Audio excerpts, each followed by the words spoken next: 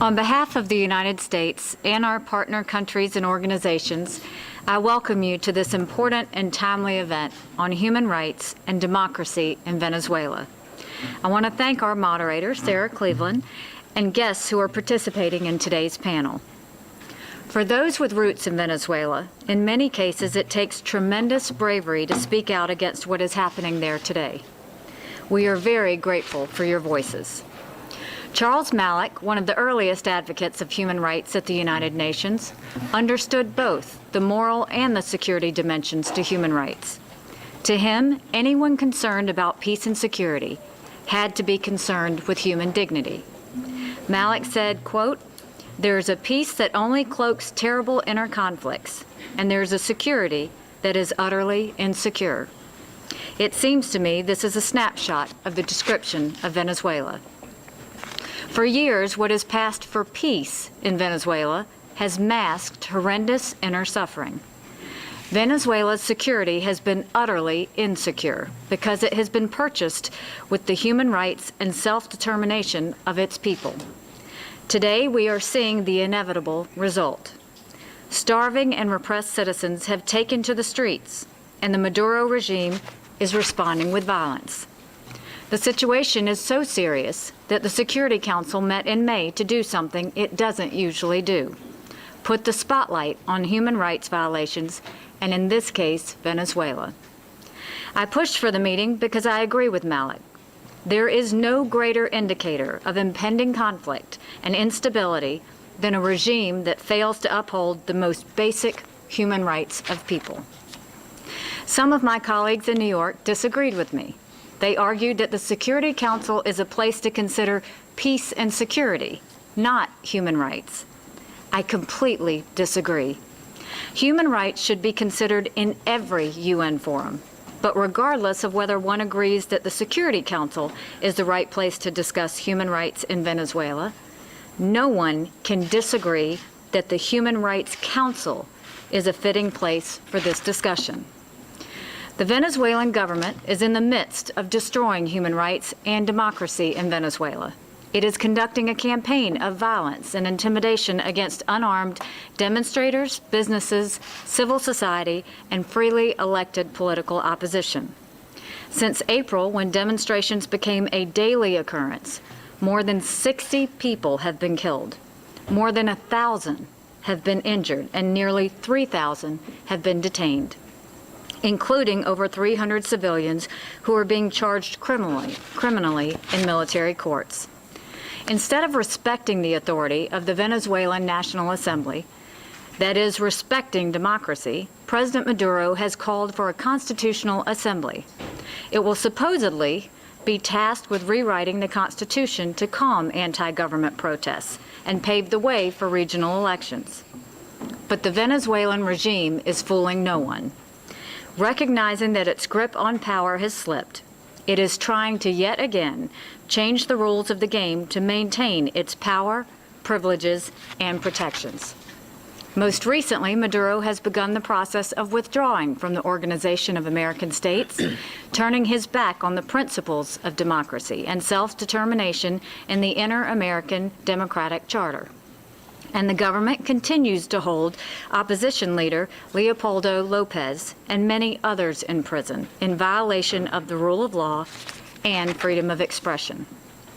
Over the course of years, President Maduro has tightened his grip on Venezuela, turning that formerly prosperous democratic nation into a rusting dictatorship.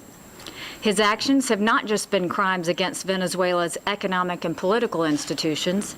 The Maduro regime has purposely starved and deliberately hurt its own people.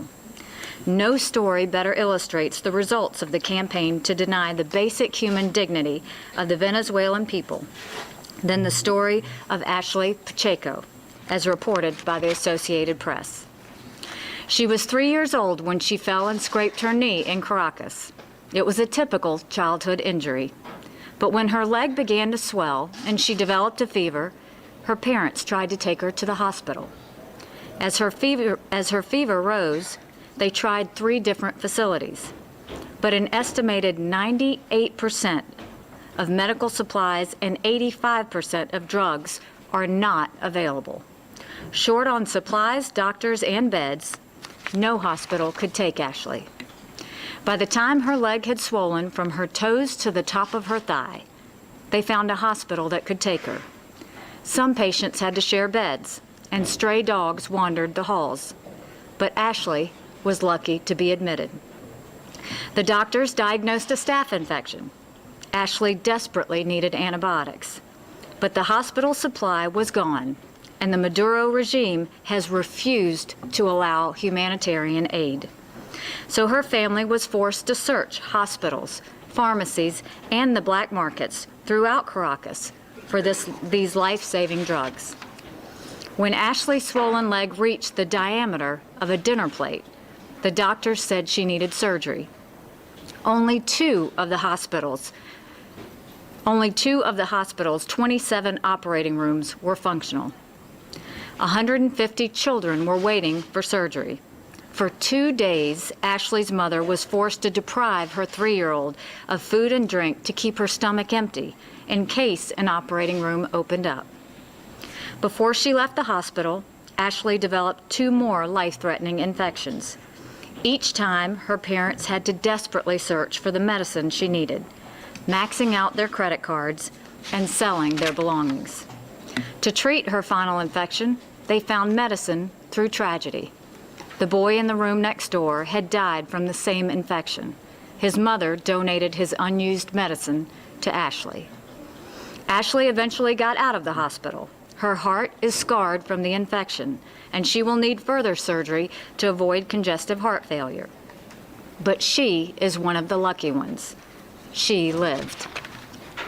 Others are not so lucky. In the last year, 11,500 babies died before their first birthday in Venezuela. Maternal mortality is up 65%. 75% of Venezuelans have lost an average of 19 pounds from food shortages.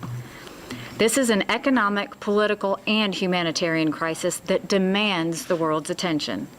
But let there be no mistake. There is only one party responsible for the crisis in Venezuela. One group of officials is responsible for taking one of the richest countries in Latin America and making it a place where mothers dig through trash cans to feed their families.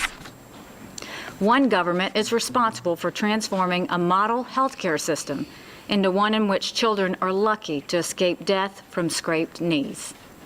Not surprisingly, the Maduro regime is desperate to hide its abuses from the world. It confiscates the passports of opposition politicians. It sows fear among Venezuelans who travel abroad not to tell their stories like Ashley's, to the world. Tragically, the Maduro regime's effort to silence its critics reaches all the way here to Geneva and into the Human Rights Council. Here at the world's preeminent human rights organization, Venezuela is a member in good standing, and it uses that membership to block any meaningful discussion of its human rights violations. The Human Rights Council has no excuse. It cannot consider itself the world's leading human rights organization and continue to ignore the violations and abuses that are occurring in Venezuela. Those who cannot defend themselves turn to this council for hope and for justice. If they continue to be met with indifference and inaction, it will harm not just the reputation of the council, but the very idea that nations can cooperate to protect human dignity. Governments throughout the Western Hemisphere, the EU, and the Vatican have expressed their grave concerns about the situation of the Venezuelan people. There is genuine willingness among Venezuela's neighbors to assist in finding a peaceful, democratic solution. The Human Rights Council must add its voice to this effort. An organization dedicated solely to human rights was created in the UN Charter because men and women like Charles Malik believed that the protection of human rights would lead to a better and more peaceful world. And working alongside Malik in those early days were delegates from Latin America. They were pioneering internationalists committed to the true spirit of Simon Bolivar. The document they produced, The 1948 American Declaration of Rights and Duties formed the basis for much of the United Nations Universal Declaration of Human Rights. This is a history we all share. It is a vision we have all committed ourselves to. But fancy words and lofty sentiments mean little to people who are hungry and suffering. We have come here today to call the international community's attention to Venezuela's violations of international human rights agreements. My hope is that we leave with a greater commitment to the men, women, and children these agreements are meant to protect. There are many things that could be done to help the people of Venezuela, but they really only need one thing: a free election. Venezuela has democratic traditions. If those traditions were honored, the Venezuelan people would save themselves. They know what needs to be done. It is our job to assist in paving the way toward giving the Venezuelan people back their rights, their dignity, and their prosperity. Thank you.